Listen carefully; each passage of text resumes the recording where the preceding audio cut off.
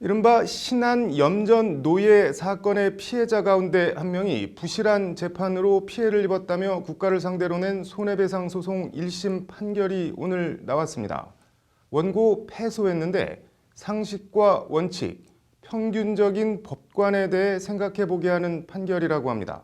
김정래 기자의 심층 리포트입니다. 사건은 지난 2014년 1월로 거슬러 올라갑니다. 전남 신안군 신의도 염전에 감금돼 사실상 노예 생활을 했던 장애인들의 사연이 세상에 알려집니다. 가해자였던 염전업주는 감금죄 등으로 구속 기소됐지만 1심인 광주지법 목포지원에서 징역 2년에 집행유예 4년을 받고 풀려납니다. 당시 형량 산정에는 피해자 박모 씨의 지장이 찍힌 업주의 처벌을 원하지 않는다는 처벌 불원서가 참작됐습니다. 지적장애 2급인 박 씨는 염전에서 무려 15년이나 노예 생활을 한 것으로 전해졌습니다.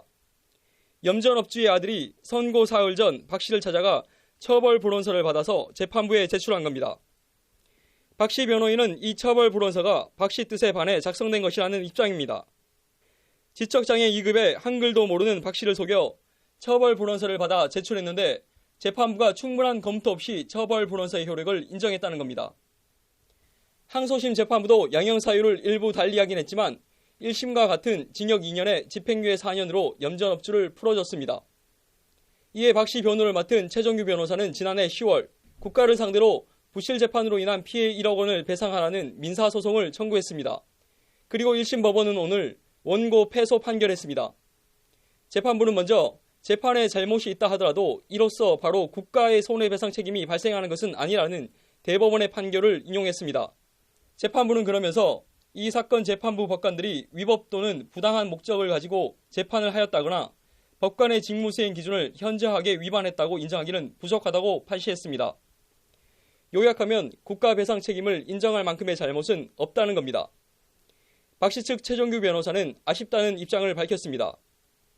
그렇다면 적어도 그 처벌불원서가 그 지적장애인의 진정한 의사가 있는지를 꼼꼼히 확인했어야 된다라고 저희는 주장했는데 아쉬운 판결이라고 생각이 됩니다.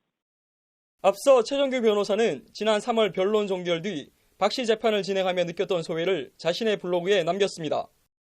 재판부 과실로 인한 국가 배상 청구 사건, 첫 변론 기일 진행 및 변론 종결, 재판 결과에는 연연하지 않기로 마음먹는다. 우리는 적어도 이런 사람이 평균적인 법관이라고 생각한다. 그리고 희망한다. 그 처벌 불원서에 기재된 내용이 지적장애인의 진위일까, 왜곡된 것은 아닐까 의심하는 법관을 이라는 것이 최정규 변호사가 남긴 글입니다. 최 변호사는 그러면서 염전업주에 대한 집행유예 판결에 대해선 아무리 상대방 피고인 변호인이 전직 목포지원장 출신이더라도 라는 글을 남겼습니다. 박 씨 측 대리인 최정규 변호사는 법률방송과의 통화에서 이 재판은 1심 판결로 끝날 재판이 아니라며 판결문을 받아보는 대로 판결문 내용을 꼼꼼히 검토해 항소하겠다는 입장을 밝혔습니다. 법률방송 김정래입니다.